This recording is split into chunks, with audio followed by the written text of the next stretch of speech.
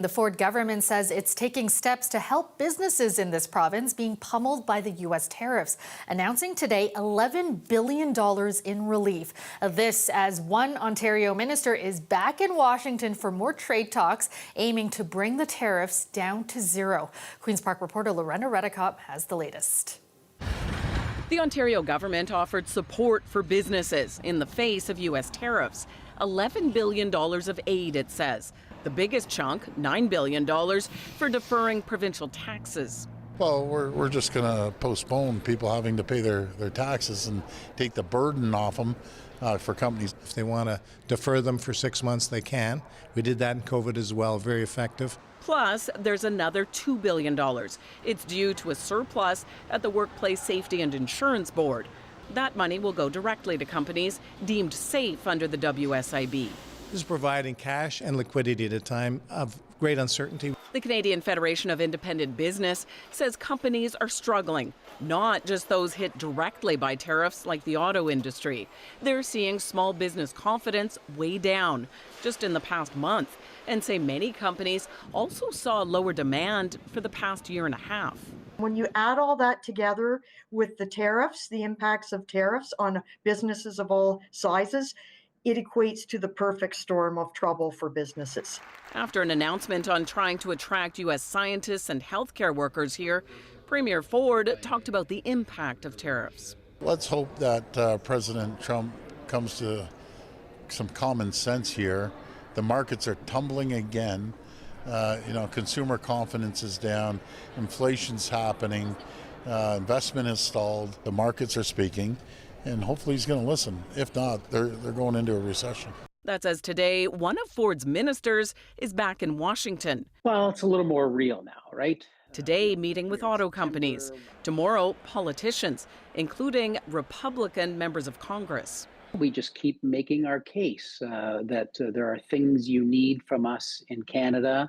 You are not self-reliant. We just got to keep being here, being in their face, fighting for Canadian jobs, in our case, fighting for the Ontario jobs, and just being here over and over and over. Another line of attack to the U.S. The Premier says the province has one ad already finished, but so far on hold, and another one in the works, in hopes that the tariffs will be dropped. Lorena Redekop, CBC News, Toronto. York police have arrested 5 people, including one in connection with an armed home invasion last month in Richmond Hill, after a dramatic takedown this weekend. As Nama Weingarten reports, residents in the quiet suburb have been on high alert since the incident, some even hiring private security to patrol the neighborhood. We pay extra attention to. Aaron Hadida and his team have been patrolling the area of Arnold Avenue and Charles Street 24/7, hired by residents after a robbery last month that left the Richmond Hill neighborhood on edge. Lots of runners. Then this weekend, a chase that ended with 5 suspects arrested. At least one of them played a part in the robbery. The others facing firearm and possession of stolen property charges related to other crimes. It was on March 18th. When police say 3 suspects approached a home shortly before 3 a.m., while another suspect waited outside. They forced their way in and demanded the car keys before reversing through the garage door and gate to escape. Police say they eventually ditched a stolen Range Rover. We look at all angles that would lead us to potential offenders. Detective Sergeant Ryan Boulay says they tracked him down in Mississauga through the stolen Jaguar they believe was the getaway car in the robbery. Go take the Beamer. They tried fleeing in that stolen Jaguar and a BMW, crashing one of them. Jags on the move. Trying to drive the other car into a wooded area. They're stuck. And then the foot chase began. We got all 5 in custody. Police say they also recovered a loaded firearm during the arrest. The oldest of the group is 23, the youngest just 17 years old. A number of the offenders that were arrested were out on previous release orders, and 3 of the 5 offenders were wanted by other police jurisdictions around the GTA. Residents in the neighborhood didn't feel comfortable speaking with us, but the security company a group of them hired following the home invasion did. You want to go to sleep, knowing you can just go to sleep. And someone's not going to throw a rock through your front door and demand your vehicle keys or whatever. He gave us a ride along. In the evening, we will open our windows, we'll pull into a driveway, we'll shine a flashlight into dark areas. We'll check all the front doors, all the garage doors, all the vehicles. Our goal is to ensure that everybody is safe. But for those unable to hire private patrols, Do anything that you need to protect yourself from any type of physical harm or violence. And if that means locking yourself into a bedroom and phoning 911, then that's what someone should do. police tell us they're working to track down the other remaining suspects from the home invasion, while also trying to figure out whether those they arrested might have something to do with other open cases. Nama Weingarten, CBC News, Richmond Hill. 3 people were rushed to hospital and a man arrested after a multi-vehicle collision in Etobicoke. This is quite a horrific scene here with a number of vehicles damaged and obviously, a number of injuries. A white car is in the air flipping towards me, and then it hit the blue truck. As you can see, are the damages on the blue truck there. And if it wasn't for that blue truck being there, that white car would have landed on me. Police say a white SUV struck a vehicle in the area of Lakeshore Boulevard West and Kipling Avenue around 3 p.m. and failed to remain. They say it continued eastbound on Lakeshore, striking a number of vehicles between 5th and 6th Streets before coming to a stop. In total, 11 vehicles were involved and 4 people injured, with 3 taken to hospital. Thankfully, none of the injuries are life-threatening. Police say a 31-year-old man has been charged with dangerous operation of a motor vehicle. It was a long time coming, but the Blue Jays have finally agreed on a contract extension with superstar slugger Vladimir Guerrero Jr. That's got fans and the Jays manager very excited. I get the outside noise of the last couple of years and, guys that we've tried to acquire. Having a homegrown superstar, I think, is really, really cool for any fan base. And to represent an entire country, I think, for a long period of time, is that much more special. According to reports, it is the longest and most lucrative contract in franchise history, worth $500 million over 14 years. That puts it behind only Shohei Ohtani and Juan Soto's contracts for the largest ever in MLB history. Guerrero Jr. is 26 years old, meaning it will last until he's 40, potentially making him a Blue Jay for life. He debuted with the team in 2019 as a 20-year-old after signing with the franchise a few years earlier when he was only 16. Vladdy's off to a slower start, no dingers in his first 10. The Jays are on a 10-game road trip starting tonight in Boston. They'll be back in town next week. The debate over supervised consumption sites in Ontario continues. A legal challenge to a law banning them near schools or daycares was heard last month. And while a decision is months away, lawyers were unexpectedly called back to court today. Tyler Cheese has more. It's extremely emotional because we have to fight health policy in the courts when we should be just getting the funding we need. Advocates for safe consumption sites gathered outside a courthouse on University Avenue after a surprise hearing was called for Monday morning. We are actually in an emergency and people are dying already as the sites have closed. People have responded to people dead outside. People have responded to people overdosing outside.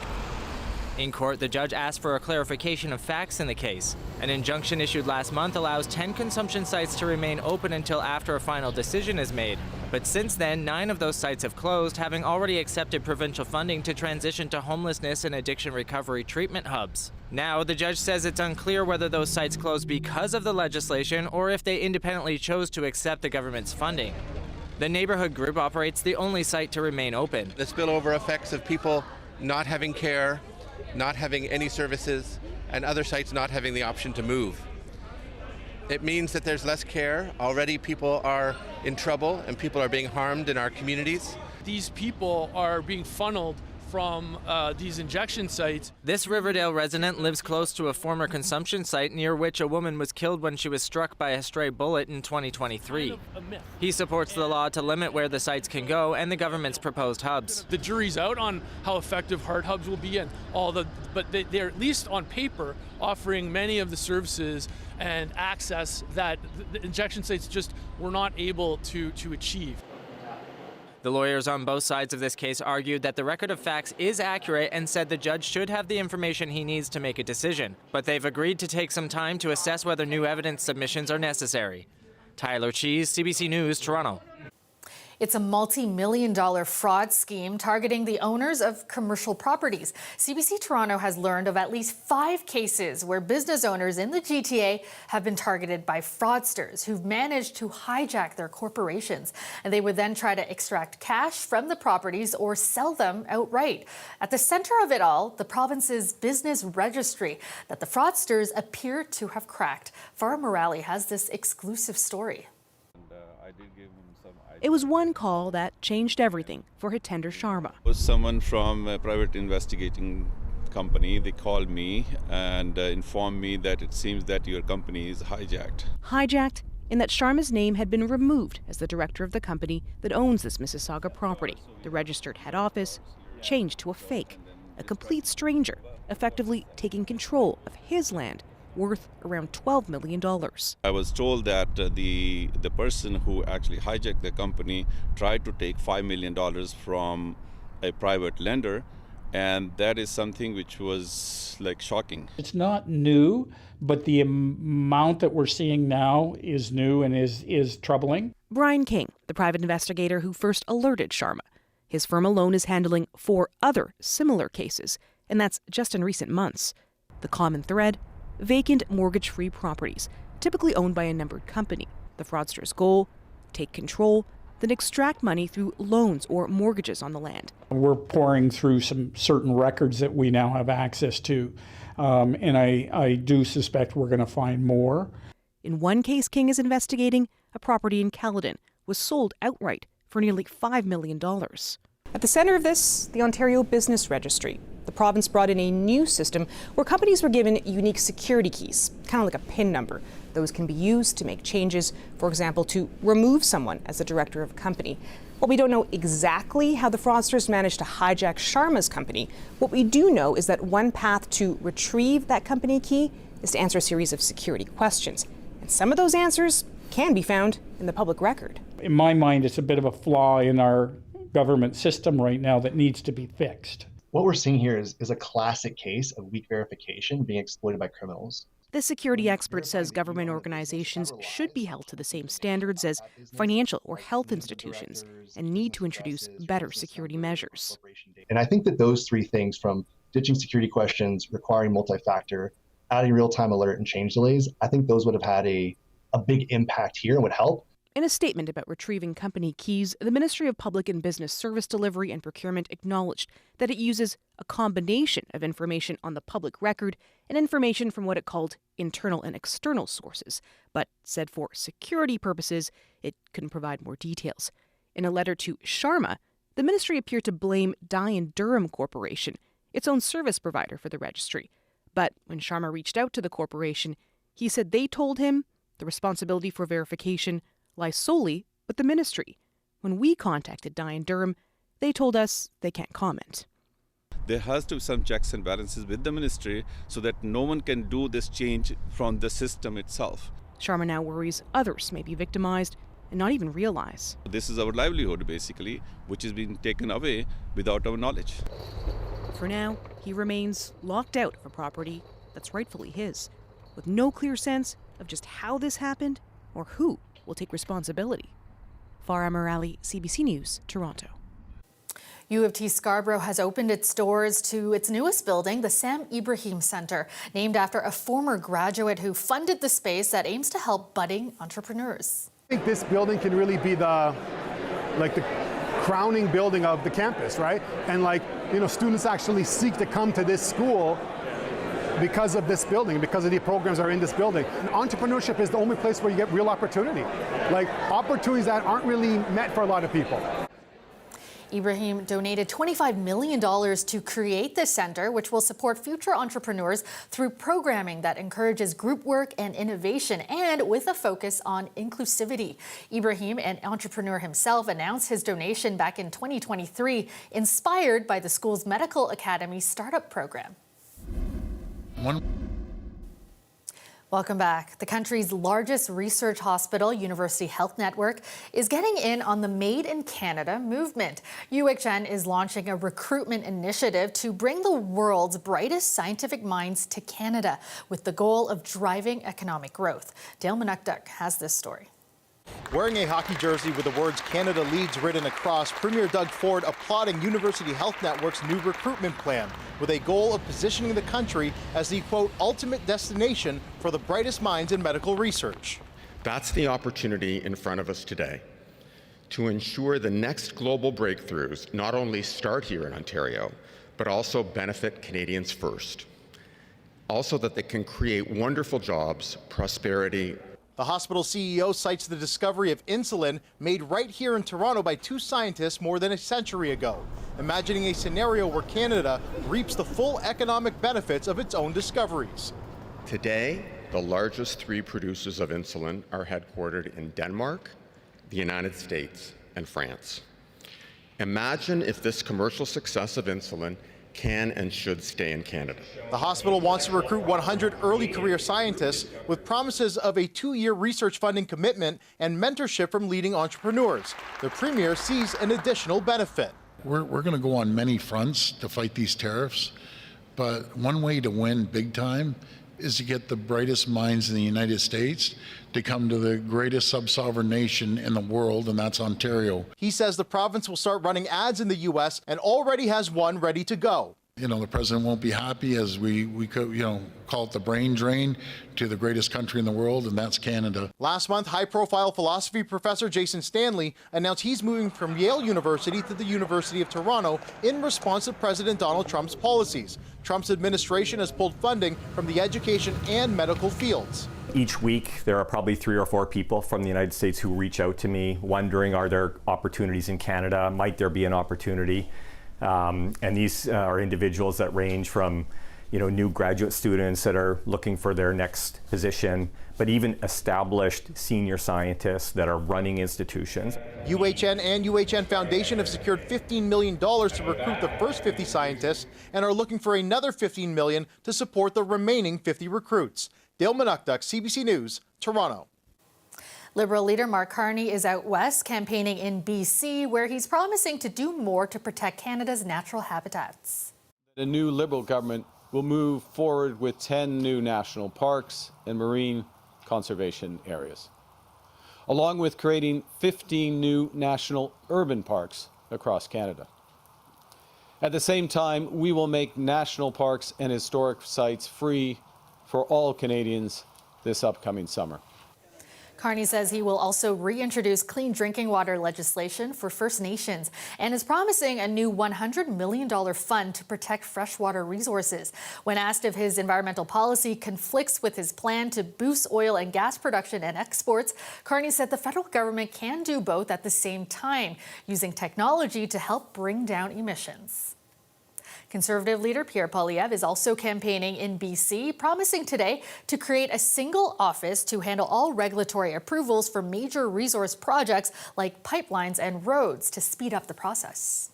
We'll handle all regulatory approvals across all levels of government so businesses don't have to waste time navigating through dozens of different agencies at 3 different levels of government. It's not about reducing our environmental or public safety protections. It's about merging them into one simplified step instead of overlapping processes. Poilievre says he would impose a 1-year limit on approval wait times and is promising to rapidly approve 10 resource projects that he says have been stuck in limbo, including the expansion of a liquefied natural gas export terminal in northern BC. NDP leader Jagmeet Singh began his 3rd week of campaigning here in Toronto, promising to help build affordable homes. Our plan is to build 3 million homes in the next 5 years. Not just build those homes, but build homes that people can actually afford. Singh's plan includes $16 billion in funds over 4 years, split evenly between 2 housing programs. The announcement comes on the heels of his pledge to protect tenants by imposing national rent control. Singh also met with those who lost jobs in the Hudson's Bay bankruptcy. He says his government would pass legislation to ensure workers get paid ahead of creditors when a company declares bankruptcy.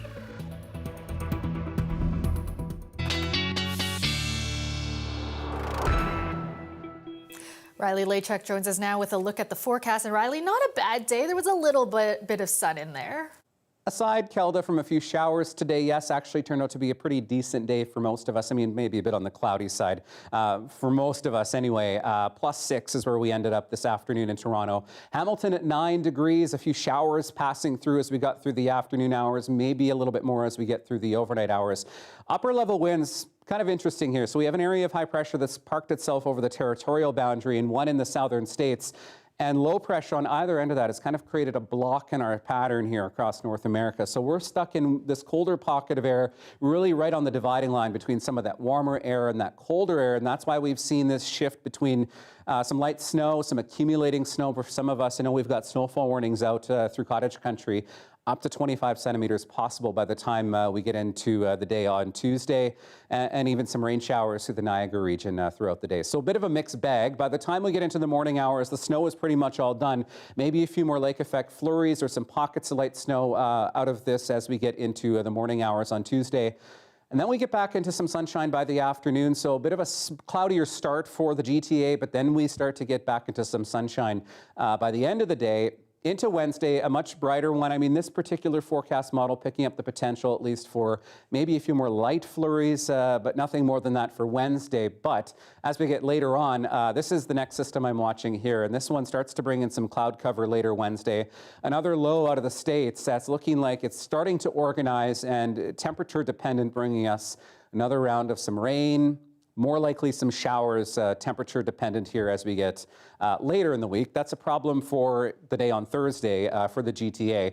For Tuesday, though, what you will feel some pretty strong winds. So overnight, Collingwood, Barrie looking at winds gusting up to 70 even possible as we get through the overnight hours. So that's going to kick up quite a bit of that snow that fell throughout the day today and through the overnight hours. So tricky driving through cottage country to start Tuesday. Around the GTA, 30 gusting 50 through the day tomorrow wind-wise, so a bit of a breezy one, and it's that biting northwesterly wind that you're going to feel as we get through the day tomorrow.